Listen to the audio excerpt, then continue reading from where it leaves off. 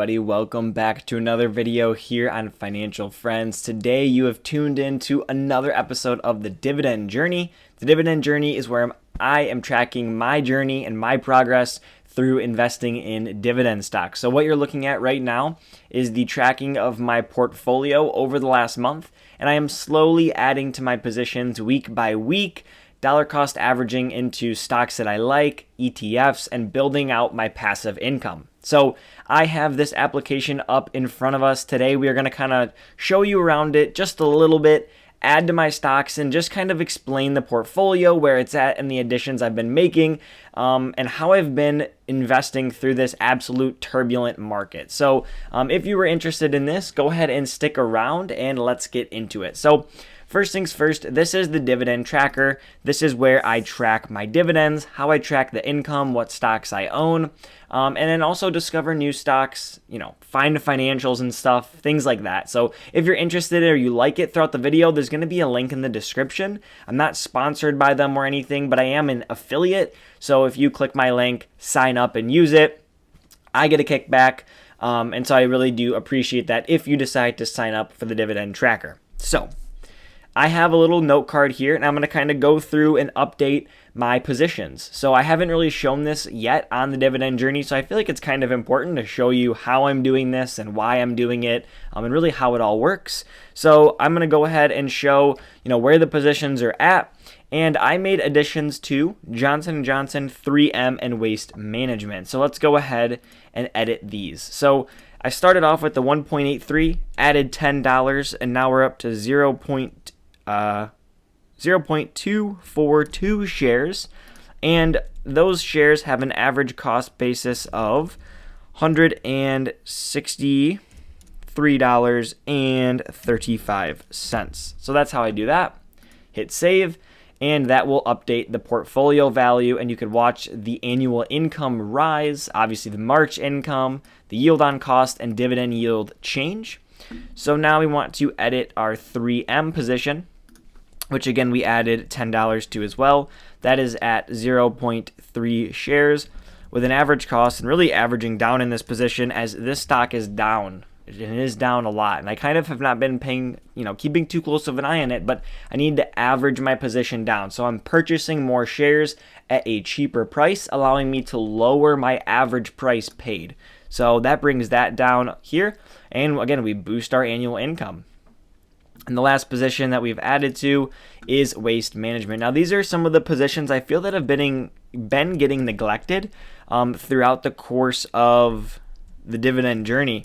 This is at 0.254. I don't want to make any mistakes as I'm trying to talk and type at the same time. Oh, look at that. See, that would have been a massive mistake. That number is not supposed to be there. So update these positions, and you can see we have brought our annual income well over $10 at this point, a March income of $2.34, the dividend yield at 2.44%, and yield on cost of 2.34%. You can see every time we make additions to the portfolio, it might not necessarily be through the prices going up. Matter of fact, I'm actually averaging down in these positions, meaning the value of our portfolio, as you can see here, is down, and quite significantly, about 4.33%. However, as we continue to make additions and deposit more funds to the account, you can see we've seen these little small spikes, and those are fresh deposits into the account every single week, adding at least $10 to $15 to $20 in stocks and just slowly building it. This is not something that's going to happen overnight, both for me or potentially for you who is watching this. I'm using this to track and show my experience, but also to hopefully inspire and give you a little insight that you're not alone. You don't always need to make radical things and do changes, and it just takes consistency. And I wrote this quote, and I think it rings very true. I try to write down quotes whenever I feel inspired or I think of something, and it reads, "You do not always need change. Sometimes you just need consistency." And I think that's what I'm showing here. Yes, the portfolio is down. Yes, I haven't added a new stock to the portfolio in, I think, months, to be quite honest, but I'm adding every single week. I'm diversified here through my ETF SCHD, and then my broad market tracking index fund FISROX. I have Apple, Johnson & Johnson, 3M, WM. I'm not concentrated in one area, one sector. So I'm just trying to make sure that I'm diversified, I add to my positions, and I believe in these companies. I mean, Johnson & Johnson, 3M, and Waste Management, these are companies that are not going anywhere. They're staple, they're blue chip. They're going to continue to be around at least for the foreseeable future. They have good balance sheets. So again, companies that we use all the time, and we really can't live without. Apple, still growing. They have a earnings call that it's actually going to be releasing the day you're watching this, which is going to be Tuesday. I'm not sorry, not an earnings call, but announcing some new products. They're continuing to grow. Over time, I'm sure their dividend will increase. And then Realty Income. They own some of the largest consumer brands, 7-Eleven, Walmart, CVS, right, that we use constantly. And they have good solid leases both in the United States, overseas, right, diversified amongst states, diversified amongst businesses, and they're generating cash flow, and they're paying that cash flow back to us in the form of dividends. So we're not making radical changes and selling stocks and buying new ones and adding and changing. And, we're staying steady. We're sticking to the plan that we have formulated. I'll link a video right up here as to my thoughts behind it, why I'm heavy on ETFs. It all ties into that. So I do want to go ahead and touch on a little bit of the portfolio here. This is that same chart that I kind of just brought up. This is over the course of a year. You can see, while the portfolio during these times where I'm not necessarily making big additions might be flatlined, might even be decreasing a little bit. You can see right here, we're just continuing to add positions. And maybe I can zoom in a little bit. Over and over and over. We're being consistent. We're not freaking out. The market is turbulent. It's up and down. It's left and right. There are, things that we cannot control. But we can control the consistency of our deposits and investing the funds into stable businesses that are going to pay us dividends, that are focused on raising those dividends over time. So we also can I can show you the portfolio values just to, so that you can go ahead and see everything that I'm seeing on a day-to-day basis when I'm making these investments. You can see, let me zoom out a little bit here. Apple, Fizrox, J&J, 3M, SCHD, Waste Management. You hear me read those off constantly, but those are the positions in the portfolio. Here are the values. And then SPACs is actually the cash position that we do have within the portfolio, which is currently sitting at $72.36. Now, my thought process behind that is there are times when I can invest more or invest less, whether I have a little bit of extra cash on hand or not. So I try and just keep some of that in my, transfer it from my phone, from my bank account over into the account. That way it's not any instance where I'm looking to buy a stock because it's dipping, or I forgot Monday at 3 o'clock that I need to make a purchase for the portfolio, because I try and make those purchases, either on Friday or the Monday before or the day of. I film these on Monday. The Monday I record the video, and so that can talk about the stock, talk about what I purchased and the updates, etc. So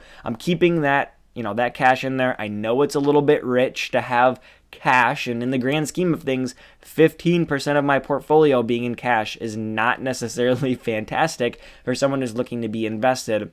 But for the circumstances of YouTube and recording these videos, it's optimal for me. It's how I like to operate, to make sure I can add, a little bit more or a little bit less than I want to at any one point. But hopping back into the dividend tracker, let's take a look at our payout calendar. I mean, we're kind of just doing a whole overview of the portfolio. So here's our annual dividend income over time. We can see it continuing to rise, right? We're continuing to add positions. So even while the value of our portfolio, the value of the stocks might be decreasing, because we're adding more of these positions, whether the stock cost $100 or $5, it still has declared its dividend. It's going to be paying that dividend over and over again. So we're going to buy that position up and, raise our annual income over and over again.